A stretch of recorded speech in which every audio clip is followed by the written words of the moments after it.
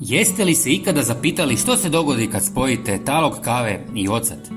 U ovom kratkom videu otkriću vam zašto je ova kombinacija nevjerovatna i kako je dodatno poboljšati uz nekoliko jednostavnih sastojaka. Znate li da talog kave možete nabaviti potpuno besplatno? Kafići i restorani ga obično bacaju u smeće, ali većina će vam ga rado dati besplatno. Mjesečno prikupim 100 kg taloga koji koristim za gnojidbu povrća, izradu prirodnih insekticida i brojne druge korisne namjene. Danas ću vam pokazati samo jednu od njih, pa svakako ostanite do kraja videa kako biste saznali sve detalje. Prvo, natočite 300 ml octa u posudu. Ja preferiram alkoholni ocat, no možete koristiti bilo koji drugi. Zatim dodajte 1 žlicu kuhinjske soli.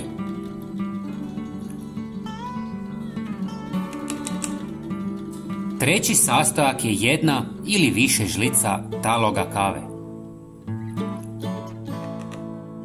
I na kraju dodajte 100 ml deterdženta za suđe. Ako želite potpuno prirodno sredstvo, jednostavno preskočite deterdžent. Miješajte smjesu otprilike minutu, a ako primijetite da je pregusta, dodajte malo vode. Ova smjesa je izrazito snažno, a prirodno sredstvo za uklanjanje tvrdokornih mrlja i zagorjelih naslage. Ocat učinkovito uklanja masnoću i uništava bakterije, talog kave nježno čisti bez grebanja, sol pojačava abrazivnost i dezinficira, dok deterdžent otapa tvrdokorne masnoće. Za razliku od jakih kemikalija, ovo sredstvo je sigurno za vašu kožu i okoliš.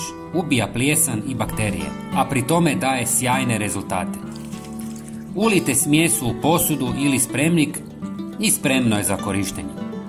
Ribajte lonce, posuđe ili druge površine i uživajte u čistoći.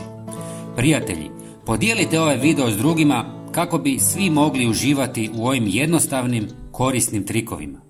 Hvala što ste gledali i vidimo se u sljedećem videu. Pozdrav!